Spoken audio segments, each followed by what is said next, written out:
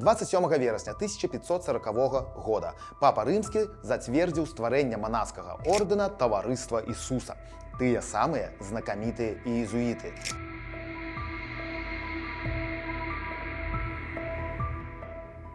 Пераацаніць уплыў езуітаў на аршаншчыну немагчыма. Яны цалкам змянілі наш рэгіён. Яны стварылі ў Оршы першы аркестр, першы тэатр, першую вышэйшую навучальную установу. Яны прывезлі ў Оршу неверагоднага ўзроўню выкладчыкаў ажно з Італіі. Напісалі так званы аршанскі кодэкс, зборнік п'есаў, якія ставіліся шмат дзе нават за межамі Беларусі. Стварылі першую ў горадзе аптэку. Але давайте па парадку. Ордэн зацвярджаецца, адпаведна і ствараецца ў 1540 годзе. А ў Оршы першыя езуіты з'яўляюцца хутчэй за ўсё ўжо ў 1573 годзе. Першы іх прыход у наш горад, праўда, ні да чаго не прывёў. Замацаваліся яны трошкі пазней, але замацаваліся моцна. Спачатку стварылі місію, потым кляштар, то бок манастыр, а потым і калегіум, то бок вышэйшую навучальную установу. Не блытайце з семінарыяй. Калегіум не быў рэлігійнай навучальнай установай, а толькі належаў манахам. А навучалі там дастаткова свецкім прафесіям, матэматыкаў, астраномаў, дактароў і гэтак далей. Самі езуіты былі высокаадукаванымі людзьмі, а яшчэ яны былі круцейшымі піаршчыкамі, гаворачы сённяшняй мовай. Да прыходу езуітаў у Оршу у нас ужо былі пратэстанты, кальвіністы, лютэране, арыяне. Дык вось адно з першых дзеянняў езуітаў было тое, што яны выклікалі пастара кальвіністаў на публічны рэлігійны дыспут.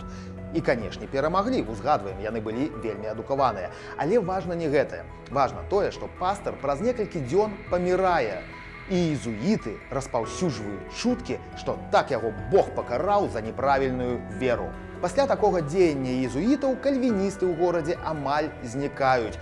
Больш за тое, езуіты самі і выкупаюць у іх зямлю, якая належала кальвінісцкаму збору. Гэта там, дзе сёння знаходзяцца рэшткі калегіума. Рэшткі, таму што ўвесь комплекс быў большым. Была яшчэ вінакурня, якую разбурылі ўжо ў 90-е гады 20-го стагоддзя, і касцёл.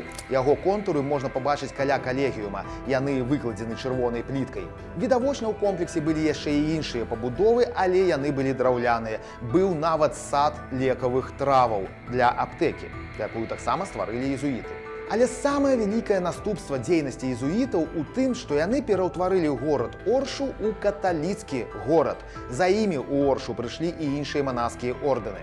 Агулам у нашым горадзе было 6 каталіцкіх манастыроў, 2 уніяцкіх і 2 праваслаўныя. Але праваслаўныя манастыры былі не ў самім горадзе, а ў прыгарадзе, на Задняпроўі. Гэта куцеінскія мужчынскі і жаночы манастыры. Нават калі папа рымскі ў 1773 годзе скасоўвае езуіцкі ордэн, у Оршы езуіты застаюцца. Іх узяў пад апеку расейскі цар. Але канец ордэна на тэрыторыі Беларусі прыйшоў у 1820 годзе. Манахі падтрымалі Наполеона і ўвогуле выглядалі не надта надзейнымі для Расіі, ненадзейнымі з палітычнага пункту гледжання. Таму іх усіх высылаюць з усёй расейскай імперыі. Праўда, да таго часу папа рымскі зноў ужо дазваляе іх дзейнасць. Што тычыцца аршанскага езуіцкага калегіума. Яго увесь гэты комплекс перадаюць спачатку праваслаўным. Але ўзровень праваслаўных святароў у Беларусі тады быў невысокі, і яны не справіліся з усёй такой вялікай гаспадаркай. Калегіум зачыняецца, а потым все будынкі калегіума перадаюць вайскоўцам.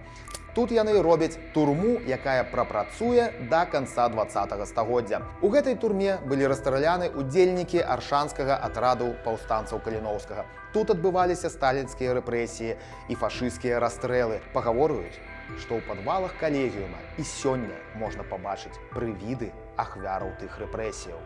Але гэта ўжо іншая гісторыя.